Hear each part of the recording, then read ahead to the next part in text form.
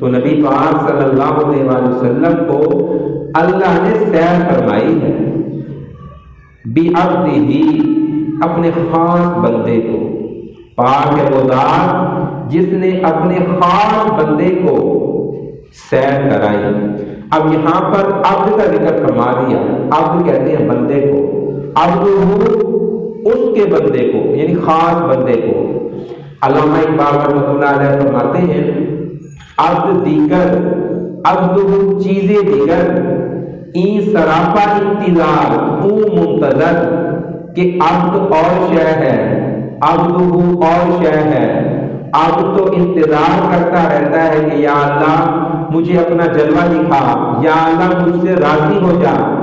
عبدہ چیزیں دیگر، این سراپا انتظار او منتظر، عبدہ کا تو عرش پر انتظار کیا جاتا ہے، عبدہ کو تو اپنی رضا عطا کی جاتی ہے۔ سارے لوگ اللہ کو منانے کے لیے کوشاں ہیں، لیکن اللہ کی عطا، اللہ کی رضا اس عبدہ یعنی نبی پاک صلی اللہ علیہ وآلہ وسلم کے ساتھ جڑی ہوئی ہے۔ ایک اور غور طلب بات یہ بھی ہے کہ اللہ پاک نے یہاں پر شان عبدیت کا ذکر فرمایا۔ نبی پاک صلی اللہ علیہ وآلہ وسلم کتنی شانیں ہیں، ڈھیروں شانیں ہیں، لیکن شان عبدیت کا ذکر فرمایا کیوں؟ کہ جس طرح عیسائی لوگ حضرت عیسیٰ علیہ السلام کے فضائل و کمالات کو، آپ کے معجزات کو دیکھ کر اپنے نظریے کے اندر افراد پر مشتمل ہو گئے اور کہا کہ یہ اللہ کا بیٹا ہے، اسی طرح نبی پاک صلی اللہ علیہ وآلہ وسلم کے شرف کو دیکھ کر، کمال کو دیکھ کر، آپ کے معراج کے حالات و واقعات کو سن کر یہ نہ کہیں کہ یہ بھی اللہ کا بیٹا ہے، اس لیے عبدہ فرمایا۔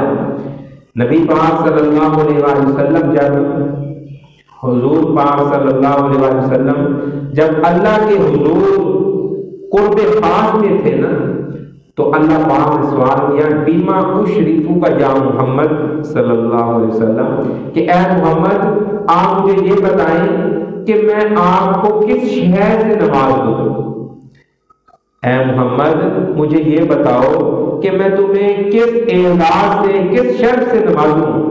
تو نبی پاک صلی اللہ علیہ وآلہ وسلم فرمایا بنسبت الی بالعبودیہ کہ اے میرے مالک لم یزل، میں تیرا بندہ ہوں، مجھے اپنے ابدیت کے ساتھ، اسی نسبت کے ساتھ یاد رہنے دے، میرا تعلق تیرے ساتھ یہی سب سے بڑا ہے۔ تو اللہ کی عطا کے بعد نبی پاک صلی اللہ علیہ وآلہ وسلم نے اپنی شان ابدیت کا اصرار فرمایا کہ بندہ عبد بن کر جس اعزاز اور احترام پر فائز ہو سکتا ہے وہ کسی اور نسبت میں نہیں ہے۔